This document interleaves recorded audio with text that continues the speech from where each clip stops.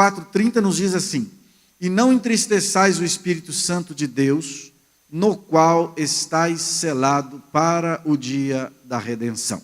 Deus e Pai, fale ao coração dos irmãos, segundo o teu querer e graça. Abra nossa mente, dai-nos compreensão, entendimento. Pai, leva cativa a nossa mente. Eu peço, Pai, em nome de Jesus, e que teu Espírito Santo esteja agindo em nosso interior de uma maneira poderosa, para que possamos não apenas compreender, mas nos prostrar em adoração ao Trino Deus. Eu lhe peço em nome de Jesus, seu Filho. Amém.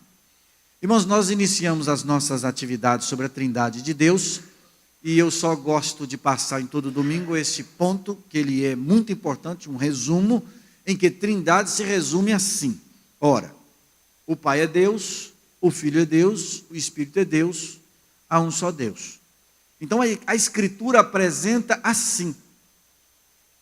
Se você não vai entender racionalmente o processo, não é problema. E nem tem que entender, mas tem que, pelo Espírito Santo, olhar para a Escritura e através da razão, a razão também acionada para compreender, sob a direção do Espírito Santo, nós vamos então ver que é isso que acontece. Ainda que nós não consigamos, irmãos, explicar, mas nós vamos entender, e vamos obedecer, e vamos nos curvar a esta apresentação da divindade na Trindade, conforme está colocado na Escritura. E nós iniciamos o nosso estudo explicando que o Pai é Deus. Irmãos, não tem problema na Escritura sobre isso, tanto é que nós gastamos 1 minuto só, 2 textos ou 3, uma consideração de um teólogo e pronto, Pai é Deus. Então não há discussão sobre o Pai é Deus. Agora, quando entrou em Jesus, aí nós gastamos 3 encontros. Jesus nos tomou muito tempo. Sobre Jesus, por exemplo, os irmãos devem se lembrar, Jesus é chamado no Novo Testamento, ele é chamado de Deus unigênito. Tomé declarou, se curvando ante Jesus, Deus meu, não foi? Então Tomé o chamou de Deus e Jesus não censurou a Tomé por conta dessa declaração. E para um judeu chamar alguém de Deus, ele tem que estar muito certo disso. De Jeová, que no caso aqui em grego é traduzido no Theos. Então, irmãos, a Bíblia vai trazer informações do Antigo no Novo, visto no Antigo depois do Novo, olha no Novo, aquilo está cumprindo as promessas. Uma importante promessa do Antigo no Novo é aquela, por exemplo, de Isaías 40:30, em que alguém prepararia o caminho de Yahvé, de Jeová. Lembram? E quem foi que preparou o caminho? Foi João Batista. Preparou o caminho para quem? Para Jesus. Jesus é quem? Jesus é Jeová. E aí outros textos, nós não vamos voltar àquilo que nós já estudamos. Se alguém quiser retornar, é só ir lá no YouTube e acessar o nosso Caminho da Cruz. Os irmãos assistam, se inscrevam, aperte o sininho, né, para receber as notificações. Bem, Jesus possui os atributos de Deus, de vida, de verdade, de santidade, de eternidade. Nós falamos bem disso na semana que passou. Obras divinas atribuídas a Jesus, a criação. Também, irmãos, ele ressuscita mortos. Tudo isso destinado à pessoa de Jesus, visto na Escritura Sagrada. Também algo importante que é o nome de Jesus associado ao nome de Deus. Na bênção apostólica, a graça de nosso Senhor e Salvador Jesus Cristo, o amor de Deus, nosso Pai, e as 12 consolações do Santo Espírito, do Espírito Santo, etc. Os 3 aí, está vendo? E aí, irmãos, nesse caso específico, o nome de Jesus é o primeiro. Então, será que ele é mais importante que os outros? Não, necessariamente. Eles são coiguais, coeternos. E para o finalzinho do nosso estudo, nós ainda temos uma caminhada um pouco longa. Nós vamos estudar sobre o Espírito Santo, é Deus, que é o nosso caso de hoje. Nós vamos estudar depois essa trindade no Antigo Testamento, vista a partir do Novo Testamento. Depois nós vamos ver essas pessoas separadas, essas pessoas coiguais e eternas, para depois nós falarmos assim, vamos discutir quase que filosoficamente, tentar compreender essa trindade do ponto de vista racional. Óbvio, sob a direção do Espírito Santo. Combinado? Então nós temos um grande caminho, e o caminho é os 3 separados como Deus, pronto. Depois, essa separação deles, porque as pessoas, quando separam, tiram a divindade, só deixa o Pai como divino. Quando junta, eles ajuntam sendo um mesmo, que vem, etc, etc. Nós já estudamos isso. E agora nós estamos vendo na palavra como é que é apresentado na Escritura. E nós não temos que inventar nada, só temos que ver o que está lá. Ah, mas Jesus não pode ser Deus, senão vira 3 deuses. Se vira, eu não sei, só sei que Ele é Deus, e o Pai é Deus, e o Espírito é Deus, eles estão separados, e ao mesmo tempo a Escritura diz que é um só, pronto, é isso que a Escritura diz. Agora nós precisamos passear nessa Escritura, é o que nós estamos fazendo, para ver isso lá. Agora tentar pôr na cabeça da pessoa um negócio que ele não tem fé para crer, não adianta. E às vezes nem quer crer, já foi doutrinado, tem até que criar igreja sem partido, não é? Porque esse doutrinamento equivocado, irmãos, levará muita gente para o inferno. Tem muita gente que pensa que pecado, irmãos, que ofende a Deus, é o adultério. O adultério é o pecado mor. A cereja do bolo dos pecados dos 7 capitais é o adultério. Não, irmãos. A heresia é uma desgraça tão quanto destrutiva. E no âmbito espiritual é até pior. Porque as pessoas estão praticando heresia sem compreender que aquilo é heresia. E se vocês começam a ler, a pesquisar, a estudar mesmo, os irmãos vão perceber que tem uma linha dentro da teologia que é bitolada. Eles só leem aquilo que a doutrina ensina para ler. Vocês sabem disso? Só. Mas tem outra linha, irmãos, que é uma linha inteiramente acadêmica. Estuda tudo, todos os pontos de vista. Inclusive, quando lançam os seus materiais, muitos, eles põem prós e contra, que creem os outros, quais são os pontos positivos da doutrina do outro. E por aí vai. E aí depois chega à conclusão que, apesar de, esse aqui é um caminho mais adequado. É o que se chama no cristianismo de ortodoxia. A doutrina correta, a doutrina certa, a doutrina que glorifica o Senhor. Então, o nosso encontro hoje deve ser apenas sobre o Espírito Santo é Deus. Vamos falar um pouco sobre o Espírito Santo. Por que isso? Tem um monte de gente aí ensinando que o Espírito Santo ele é apenas uma energia. Jesus não é Deus, só o Pai é Deus. Jesus não é Deus, é uma criatura de Deus. E o Espírito Santo é só uma energia de Deus, alguma coisa que vem para poder atuar em nós. Pronto. Será que é assim? Nós veremos que não. Então vamos caminhar e que Deus possa trazer edificação ao nosso coração. Assim como o Pai, como Deus Pai, não há muita discussão em relação ao Espírito Santo, se nós conseguirmos compreender na Escritura que o Espírito é uma pessoa. O problema de Jesus, digamos, é maior. Porque Jesus vem e se torna um de nós, e aí complicou o negócio todo, porque muita gente fica no âmbito da humanidade de Cristo. O problema do Espírito Santo é reconhecê-lo como uma pessoa, e que está muito claro na Escritura. Resolveu-se isso, resolve-se o problema do Espírito Santo. A pessoalidade é a questão que precisamos abordar de uma maneira mais completa.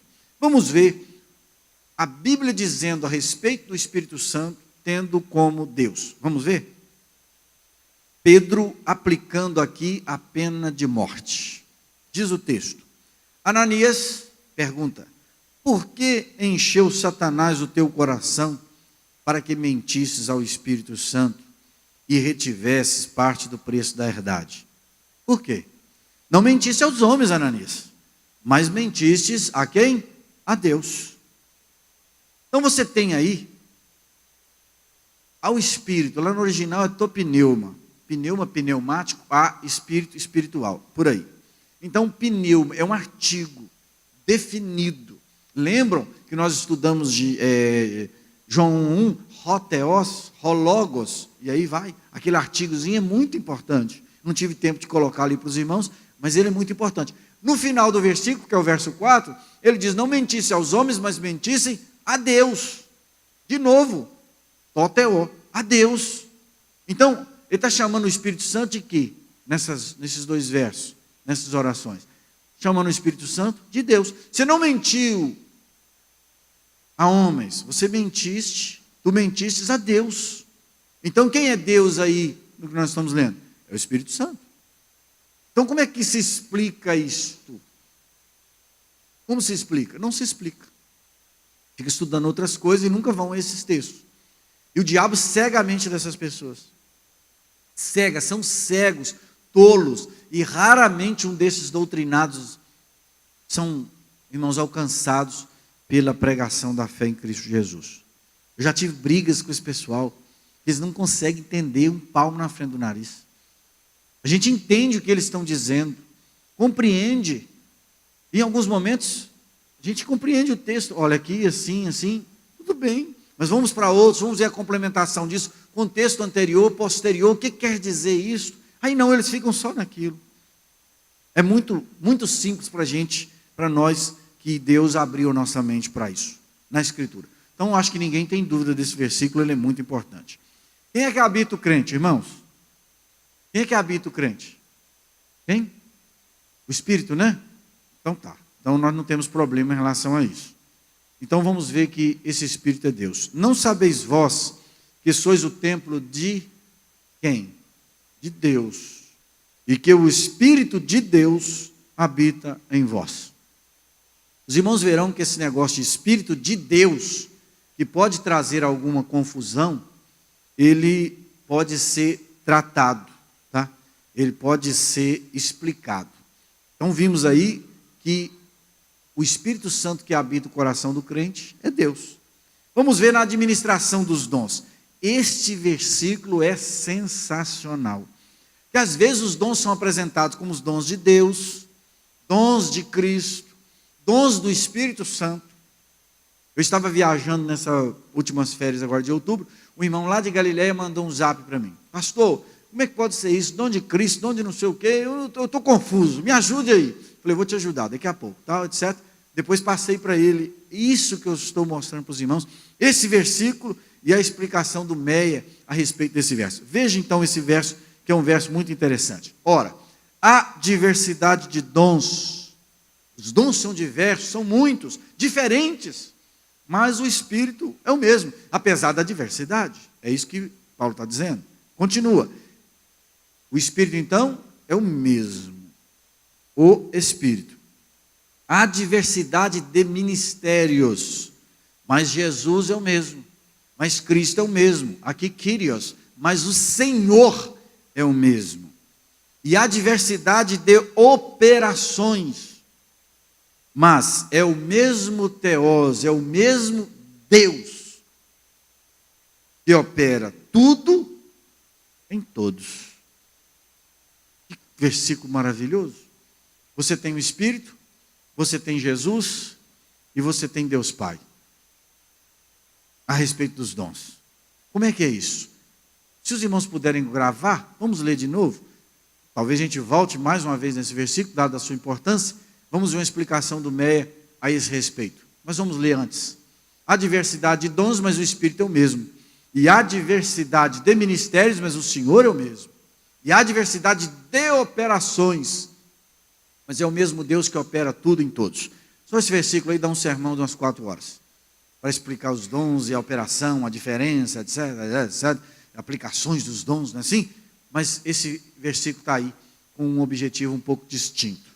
E aí o Meia escreveu sobre isso o seguinte: a divina trindade é aqui indicada num clímax ascendente que opera tudo em todos. Vamos ver? Ora, como opera então a ação da divina trindade. O clímax é ascendente, não descendente, subindo. De tal modo que passamos do Espírito que concede os dons ao Senhor. O Espírito, então, concede os dons a Cristo. Não foi assim que nós vemos ali? Que é servido, faltou o acentozinho ali, vocês me perdoem. Diz que tem que tirar um tio, né? Da lei, está perdido, espero que eu não me perca por causa desse acento agudo aí. Que é servido por meio deles e, finalmente, a Deus Pai. Como a primeira causa absoluta e possuidor de todas as forças cristãs, opera a inteira soma de todos os dons carismáticos em que todos os que são dotados. Do Espírito a Jesus, de Jesus a Deus Pai. Então o que nós vimos aí é que há um grau de importância de Deus Pai para o Deus Filho, não é? Para o Deus Espírito, não é assim? Irmãos, por conta dessas questões dentro da própria Escritura, alguns teólogos lá, Tertuliano e outros lá no 3º século, 2º, etc., eles tinham um problema grave que era chamada subordinação das pessoas. Claro que a teologia ainda ia caminhar muitos anos e aprender muita coisa, descobrir muita coisa dentro da Escritura Sagrada. E hoje nós podemos dizer claramente que há sim importância mais ou menos na operação da Trindade junto a nós. Sem dúvida. O Pai é sobre o Filho, sobre o Espírito. Tem hora que o Espírito é inferior aos dois. Depois, a palavra dois aqui não é muito correta, mas não tem outra, né? As outras duas pessoas. Depois agora é o Espírito que é inferior ao Pai e ao Filho nessa obra. Nós vamos ver isso. Mas não em relação à igualdade deles. São eternos, é Deus, a pessoa, destino, etc, etc. Combinado?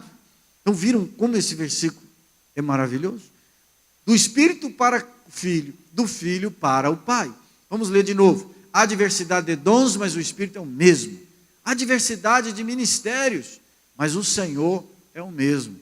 E há até diversidade de operações, mas é o mesmo Deus que opera tudo em todos. Então, a pessoa de Jesus Cristo operando tudo em todos. Também, irmãos, há atos ou atributos divinos dados ao Espírito Santo. Vamos ver? O Espírito de vida, diz aí Romanos 8:2, porque a lei do Espírito de vida, o Espírito de verdade ou da verdade, João 16:13, mas quando vier aquele Espírito da verdade, o Espírito, irmãos, que é o Espírito do amor, e rogo-vos, irmãos, por nosso Senhor Jesus Cristo, e pelo amor do Espírito, o Espírito portando o amor, e aí agora o Espírito de santidade, ele é santo, e não entristeçais o Espírito Santo. Nessa tradução, inclusive, a palavra santo vem em maiúsculo, pois é predicativo, é um atributo do Espírito Santo, não é assim? O Espírito também, ele é eterno, então não teve um começo, e nem terá fim, quanto mais o sangue de Cristo, que pelo Espírito eterno. Então aqui, o Espírito é eterno, ele é também onipresente, ele está presente em todo lugar. O salmista então pergunta no Salmo 139:7, para onde me irei do teu Espírito? Ou para onde fugirei da tua face? Se subo, ele está lá, se desço, ele também está, não adianta correr dele, porque ele está presente em todo lugar. Tem muita gente que pensa que no inferno quem manda lá é o diabo. Não, irmãos, quem manda no inferno é o nosso Senhor, tá? Amém? Tem hora que a gente acha que está sozinho, né?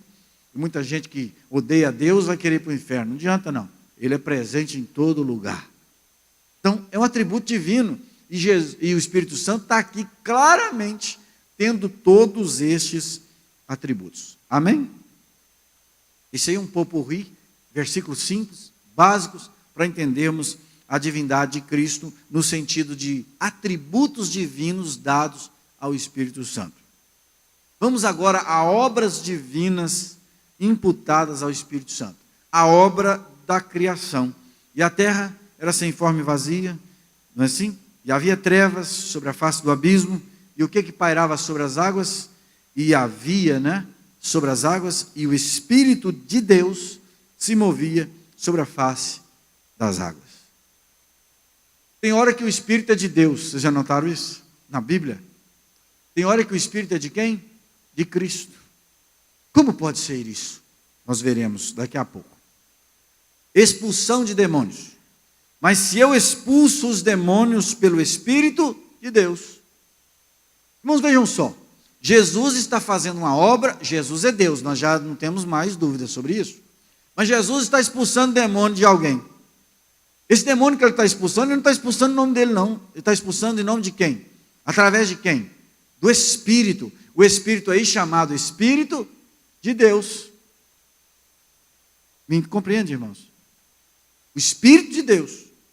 A ação do Espírito Santo expulsando demônio, porque o Espírito é Deus. É conseguintemente chegado a vós o reino de Deus, se eu expulso os demônios. Mas se eu expulso os demônios pelo Espírito de Deus, o reino de Deus chegou a vós, consequentemente, ou conseguintemente. Irmãos, no convencimento do pecado, aqui é uma parte importante que eu prometi falar um pouco dela, né?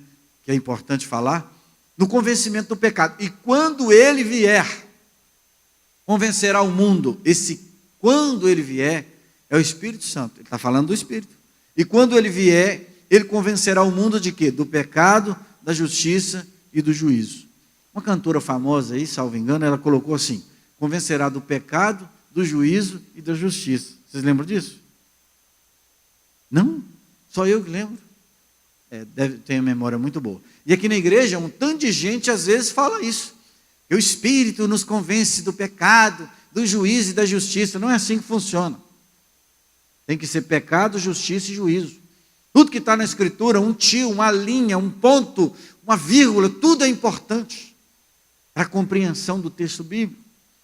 Então, quem faz isso? O Espírito. Irmão, se o Espírito Santo não vem, não haveria salvação. Sabia?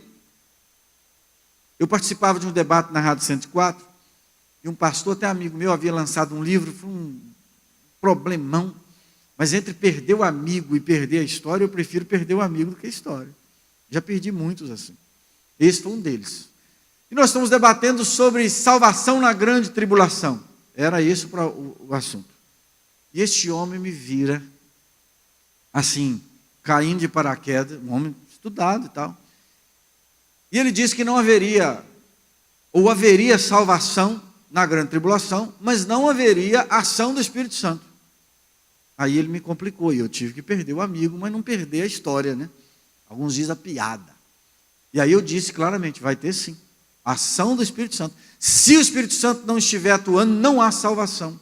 Porque é apenas o Espírito Santo que convence o homem do pecado, da justiça e do juízo. Então, se o Espírito não vem, lembra que Jesus disse: eu preciso ir para que o outro Consolador venha. O Pai vai enviar outro Consolador, mas eu tenho que ir. Por que Jesus tinha de ir? Jesus tinha que ir, apresentar-se ao Pai, a obra que ele havia realizado aqui, de vida sem pecado, de morte e ressurreição. O Pai seria então satisfeito com a obra de justiça do Filho, porque Jesus não morre por causa do diabo, Jesus não se apresenta ao diabo, o diabo tem nada a ver. Aliás, à medida que nós vamos, irmãos, lendo a palavra de Deus, nós vamos ficando cada dia mais com medo da gente mesmo e menos medo do capeta. O diabo, irmãos, ele é muito menos importante no processo do que a carne e o mundo. O problema nosso, irmãos, é a nossa velha natureza, é o único problema nosso. O dia que essa natureza for resolvido o problema dela, o pecado não tem domínio mais sobre nós, porque nós não estamos debaixo da lei, mas debaixo da graça. Entende, irmãos? O problema nosso não é o diabo, o diabo põe toda a culpa no diabo, talvez você vai ter que ser corrigido por causa disso. O diabo às vezes é até inocente no processo, nem está sabendo, nem participou, é sua carne, sua natureza ruim. Aí nós lembramos do diabo em tudo, dando pernada, dando sapatada, mas esquecemos que a nossa natureza que é o problema. Bom, então o Espírito é quem pratica a obra de salvação.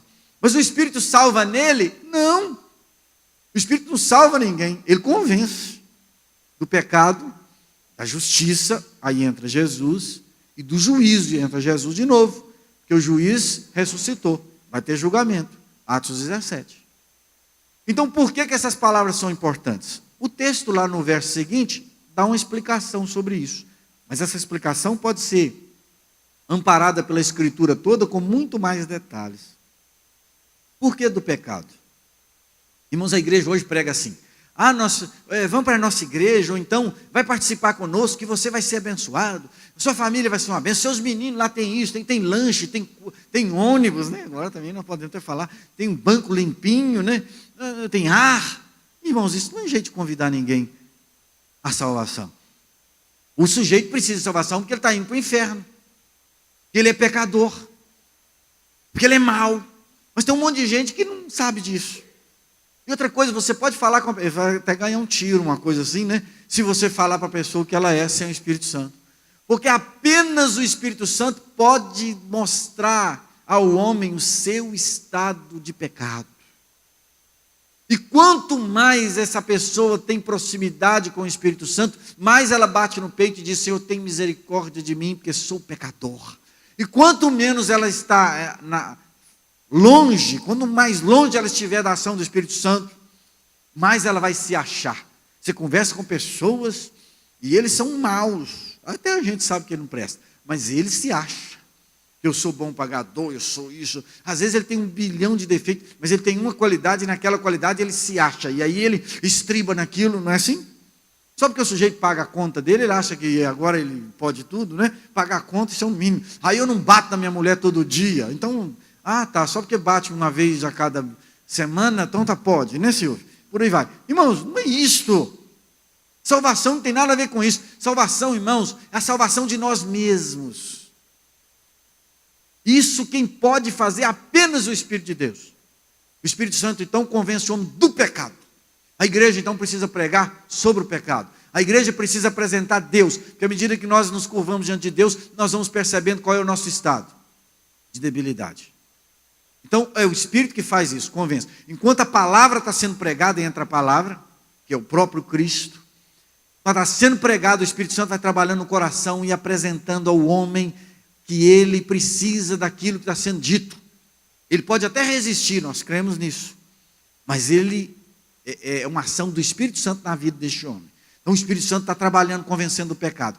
E aí ele vai convencer da justiça. Quando esse homem se desespera por conta do seu pecado, ele não tem mais jeito, ele grita: Senhor, tem misericórdia de mim. E aí o Espírito Santo faz ele olhar para a cruz. Entra a justiça de Cristo. O sangue derramado é suficiente para nos perdoar de todo pecado. Isso se chama, irmãos, salvação. Eu sempre repito isso aqui, porque isso, irmãos, essa coisa é a única coisa, irmãos, que nos faz diferente dos outros não crentes, não salvos. É porque nós somos salvos. Mas você ainda continua com os defeitos? É verdade. Mas você não merece, eu sei disso. Pode falar o que quiser. Mas eu criei que Jesus me salvou, morreu na cruz por mim. Isto é salvação. Uma salvação, irmãos, que não vai estar lá no grande dia quando morreu, quando Jesus voltar. Não, irmãos, a salvação está agora. Eu já usufruo dessa salvação. Estou salvo em Cristo Jesus, não pelos meus méritos, não, porque Cristo morreu por mim no meu lugar e eu criei. Isso é justiça. E depois disso vem o juízo, porque Deus lançará na eternidade ao gozo eterno os salvos e à perdição eterna os ímpios, os não salvos. Então é pecado, justiça e juízo. Ação de quem? Do Espírito. Mas o Espírito faz nele? Não. Ele faz em quem? Em Cristo. Então o Espírito precisava esperar a obra de Jesus ser aceita pelo Pai, porque o Pai é quem está recebendo as obras de justiça. Foi o Pai que mandou o Filho dele para a cruz do Calvário, para triturá-lo, para moê-lo na cruz do Calvário. Entende, irmãos? É o Pai. Jesus não morre por causa do diabo, não é o diabo que mata Jesus. O diabo, irmão, só está ali querendo atrapalhar, como sempre. E ele está mais do que certo, porque para ele não tem conserto mais, né? Tem conserto mais, então ele vive assim. Então é tarefa do Espírito Santo. Vamos continuar. Regeneração. O vento assopra onde quer e ouves a sua voz, mas não sabe de onde vem nem para onde vai. Assim é todo aquele que é nascido de quê? Do Espírito. Irmãos, não adianta a gente querer ficar aqui na igreja. Irmão, você precisa mudar de vida. Suas roupas não combinam. Você fala, você tem um linguajar. Irmãos, você não foi salvo. Israel, irmãos, eu fico olhando Israel e a gente fica bravo com Israel. Como é que Israel pode? Israel viu água sair da rocha. Você pode ver, irmãos, você pode ver o que você quiser. A salvação não é pelos olhos, não é por sinal, a salvação é pela fé. Então Israel não tinha fé. Quando a pessoa não tem fé, irmãos, não adianta. E encher a igreja de crente não convertido é o pior negócio que nós podemos fazer. Antigamente, sabe como é que a pessoa batizava?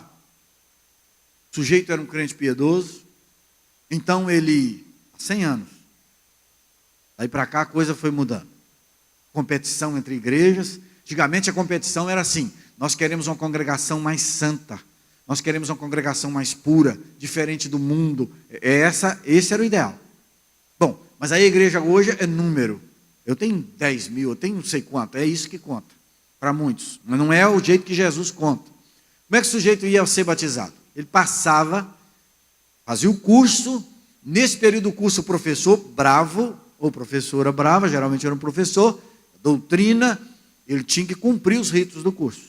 Se ele não cumprisse e tal, chamava profissão de fé. Se ele não estivesse fazendo aquele jeito, ele seria excluído do curso. Pronto. Mas ele manteve-se firme, fiel e tal. Aí os concílios presbiterianos, por exemplo, era assim. Aí no dia do concílio, os candidatos todos chegavam, eram apresentados e eles ficavam do lado de fora, esperando. Aí o conselho ia reunir, discutir cada nome. Se todos aprovassem a vida piedosa, também os presbíteros, os pastores, tinham conhecimento da vida daquelas pessoas de maneira muito mais íntima. E aí no final o concílio falava: vamos aprovar fulano de tal está reprovado, porque ele não apresenta madureza cristã, ele vai envergonhar o nome do nosso Cristo, e os irmãos ficavam ali pianinho esperando o concílio vir com o veredito. Quais irmãos seriam batizados ou não? No caso, já tinham batizados, é a profissão de fé. Quais seriam liberados como membros da igreja? Apresentados à igreja agora como membros ativos da comunidade. Eles ficavam esperando, ansiosos. Hoje não, você tem que dar o camarada: vão no curso de batismo, que eu vou te dar R$10. Tem uns que falam: cada irmão que vier ganha um bombom no final. Irmãos, isso é uma tragédia. A igreja tal está bombando, porque todo domingo, lá depois na hora que termina, tem cachorro quente para todo mundo. Irmãos, isso não é evangelho. Uma coisa é levar condições financeiras, alimento para o pessoal da África que está lá e etc. É uma coisa. Agora nós aqui, a igreja não precisa ter isso não, irmãos. Nunca. Ela tem que ter o pão da vida. É o que ela tem que ter. A obra do Espírito Santo, irmãos, na vida do homem, muda o coração do homem. Mudou o coração do homem, mudou tudo. Porque o problema nosso está no coração. Olha o Espírito Santo agindo na ressurreição. E se o Espírito daquele que dos mortos ressuscitou a Jesus habita em vós. Presta atenção. Se o Espírito que ressuscitou Jesus habita em você, você pode saltar de alegria, que você venceu a morte. Porque se ele ressuscitou a Jesus, Kathleen, ele também vai ressuscitar você. É isso que o texto está dizendo, aí em Romanos 8:11. Então, se nós temos esse Espírito, nós temos a garantia de que a morte não tem domínio sobre nós. A morte não manda em nós mais. Nós vencemos a morte em Cristo, que aquele que está em Cristo, nova criatura é. Aquele que está em Cristo passou da morte para a vida. É isso que a gente chama de vida, é pseudo-vida. Mas agora ele passou já aqui da morte para a vida, porque ele tem o quê? O dom do Espírito. E ter o dom do Espírito é ter o dom da vida, porque a vida que o Espírito ministrou em Cristo na ressurreição, ele ministra para mim. E ministra para você, que crê na obra de Jesus. O Espírito Santo relacionado ou associado a Deus na bênção ou na fórmula batismal. Nós batizamos aí o quê? Em nome do Pai, não é? Ide em todas as nações, batizamos em nome do Pai, do Filho e do Espírito Santo. Da mesma forma, lá na bênção apostólica, a graça do Senhor Jesus Cristo, o amor de Deus e a comunhão do Espírito sejam com todos vós ou com vós todos. Amém. No Novo Testamento e no Antigo Testamento, tem diferença? Esse é um ponto importante, eu quero gastar um pouquinho de tempo aqui. Vamos ler João 7,39, depois nós vamos falar sobre isso. E isso disse ele do Espírito que havia de receber os que nele crescem, porque o Espírito Santo ainda não fora dado, por ainda Jesus não ter sido glorificado. Enquanto Jesus não foi, o Espírito não pôde descer.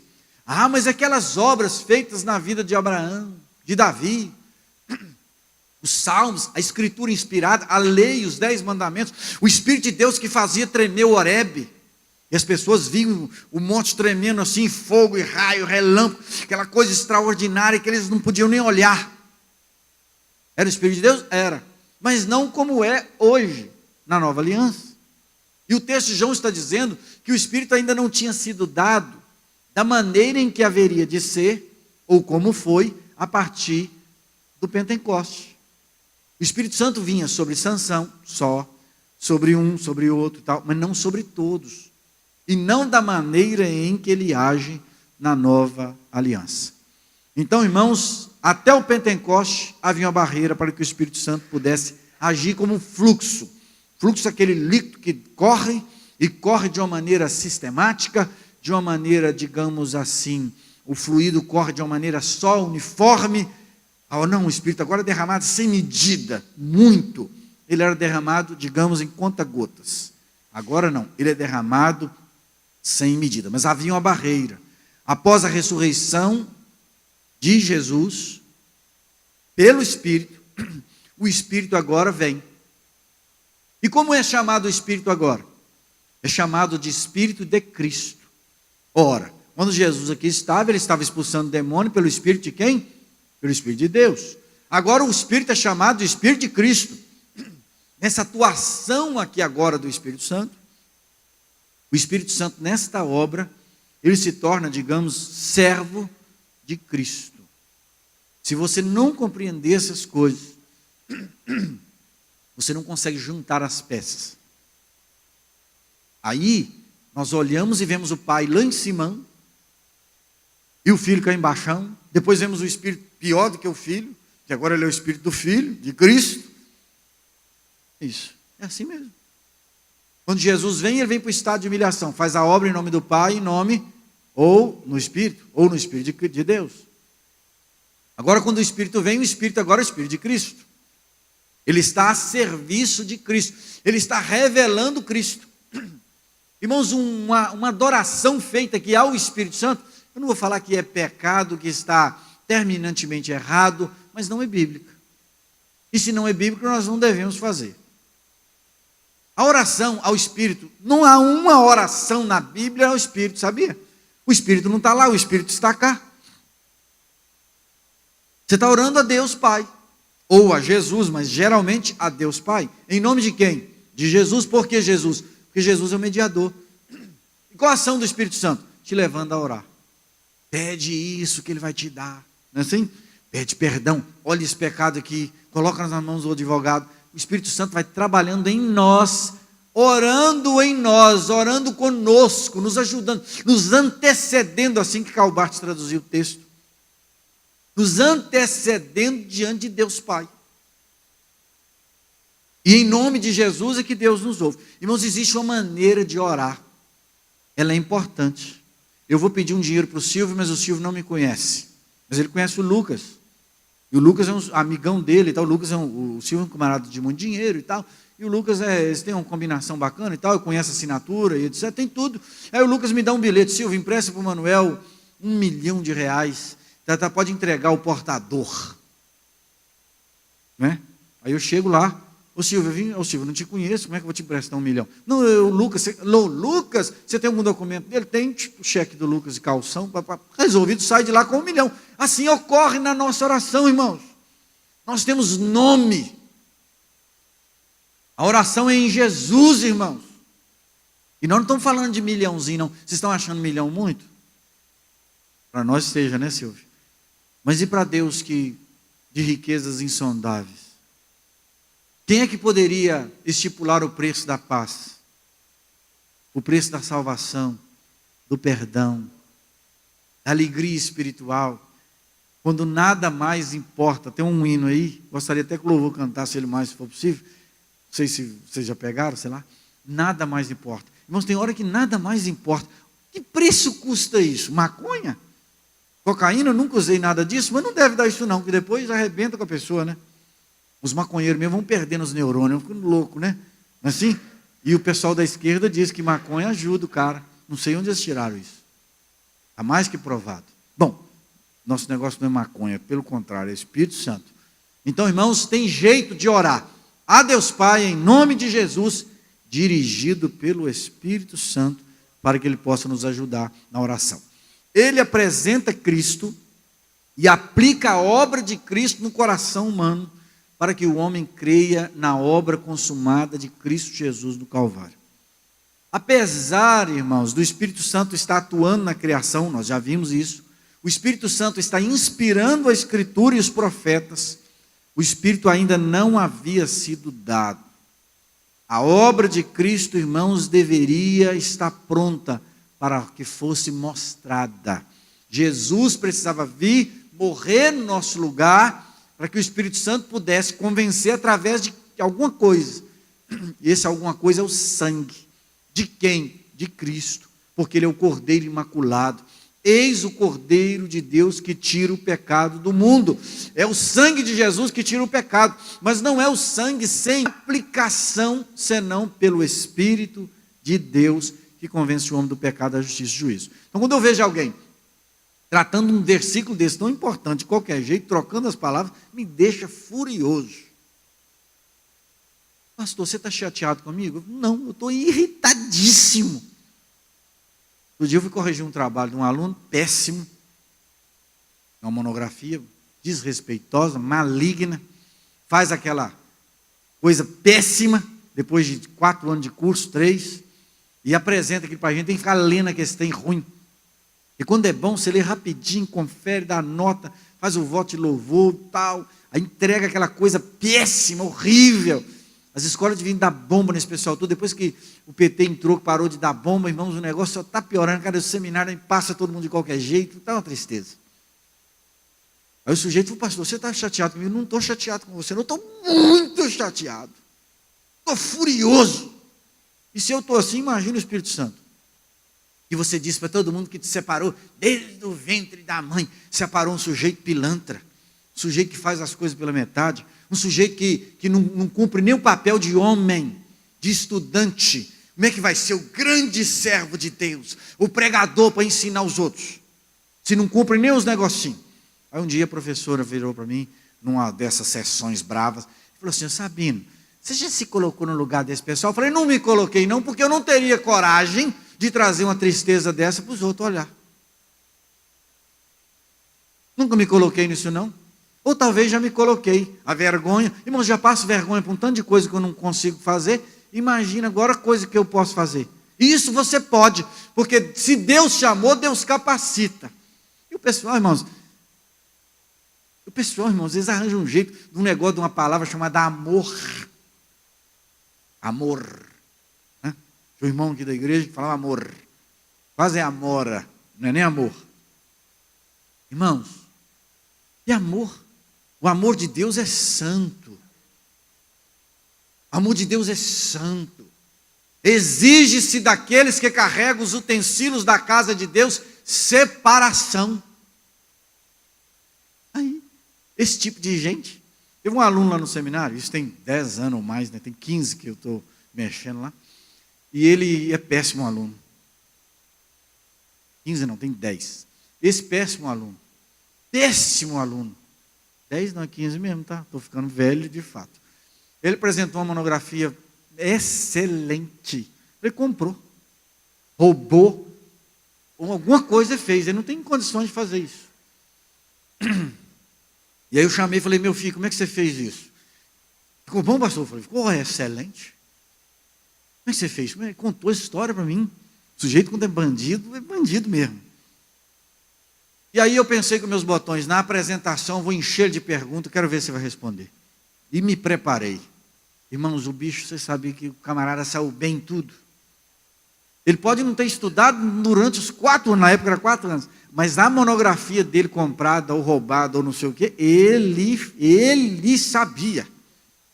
E tivemos que dar nota 10 com louvor. Lá no grande dia do juízo, eu estou esperando para ver o que vai dar aquele negócio. Eu? Estou julgando sim. Estou julgando sim. Estou julgando sim. Ele passou 4 anos fazendo trabalhos com erros de ortografia até morrer. Ele passou 4 anos fazendo as coisas pela metade. Você acha que ele ia fazer a única coisa direitinho, bonitinha, sem capacidade nenhuma? Você conversava com ele sobre teologia, não sabia nada. Mas a monografia dele, ele estudou. Ele saiu dali, irmã, e ele foi ser auxiliar de um pastor. Com 6 meses ele dividiu a igreja. Hoje está desviado, é um demônio. Eu já vi o demônio nele há muito tempo. Dava para ver o enrolo, o engodo, a preguiça, a indolência. Dá para ver. Irmãos, pode me chamar de chato, eu não tenho problema. De pão duro, também não ligo. Um monte de coisa, mas não me chama de burro não, que eu fico furioso. A gente consegue ver, irmã, consegue ver. E a gente tem que ter discernimento espiritual. Um monte. Vai para o campo, irmãos. É questão de dias. Nós não estamos falando aqui de capacidade, irmãos, intelectual só, não. Nós estamos falando de gente que leva a vida cristã a sério.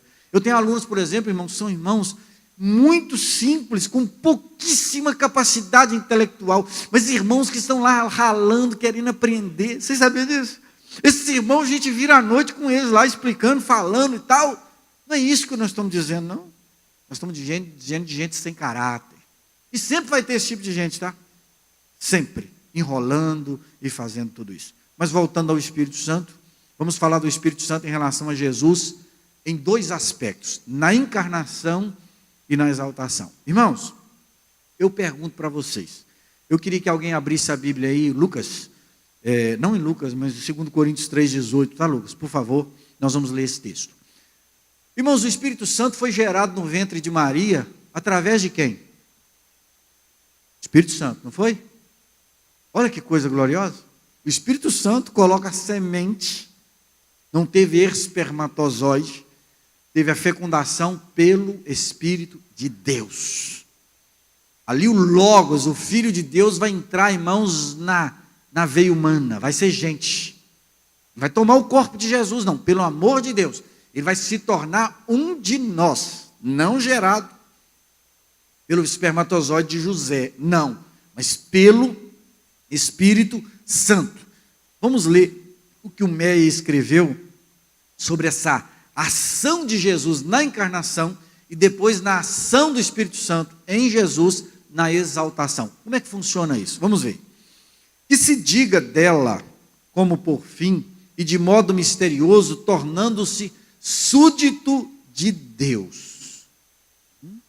Veja só, nesse estado de humilhação, Cristo estava sujeito ao Espírito. Ele expulsa o demônio pelo Espírito, o Espírito leva para o deserto para que ele fosse tentado, é o Espírito Santo que está fazendo. Depois de ter dado o mandamento pelo Espírito Santo, nos diz Atos 10, 38. Então ele dá o mandamento pelo Espírito. Deus ungiu com o quê? No dia do batismo? Com o Espírito Santo. Por quê? Porque Deus estava com ele. Então no estado de humilhação, o Espírito Santo está guiando, direcionando, fazendo obras, Jesus fazendo obras e sendo feito obra de salvação por nós, a nós, pelo Espírito Santo. Pelo Espírito eterno, ofereceu-se imaculado a Deus. Bem, o estado de humilhação. Agora vem o estado de exaltação. Mas no seu estado de exaltação, quando é que se conta isso? O de humilhação, da encarnação para frente.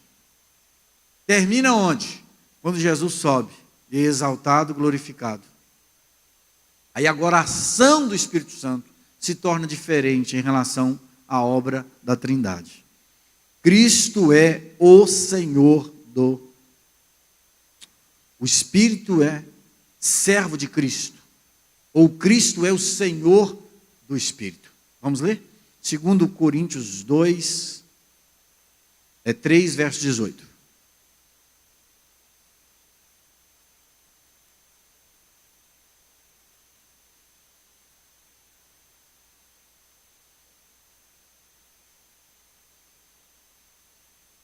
O Espírito Santo está trabalhando você e a mim, para que sejamos transformados. A imagem de quem? A imagem de quem? De Jesus, a imagem de Cristo. É você olhar o espelho, quando você não tem Jesus, você vê o seu rosto. Mas à medida que você aceita Jesus, o Espírito Santo vai trabalhando na sua vida, de modo que você vai crescendo, vai crescendo, vai crescendo, e a sua imagem, quando você olha no espelho, ela vai mudando. Você já não está parecendo muito mais com você está parecendo com o seu Senhor, com Cristo. É isso aí que o texto está dizendo. E quem é que está fazendo isso? O Espírito. E o Espírito está fazendo para se transformar na imagem dele? Não, ele não tem imagem, ele é Espírito. Transformar a imagem de Jesus. Então ele é o servo de Cristo, trabalhando para que todos sejam transformados à imagem de Jesus. Eu encerro dizendo que Jesus é o servo no estado de humilhação e um nome sobre todo nome na sua exaltação. O Espírito apenas pode salvar e santificar após a obra de Cristo, que encerra na morte e na ressurreição de Jesus. O Espírito, repito, não salva nele, mas salva em Cristo. Jesus apenas podia enviá-lo após sua obra fosse concretizada e houvesse oficialmente condições para tal. Então, irmãos, esta é a pessoa do Espírito e a obra do Espírito, uma obra divina feita em nós, por nós, para que Jesus Cristo seja glorificado. Amém?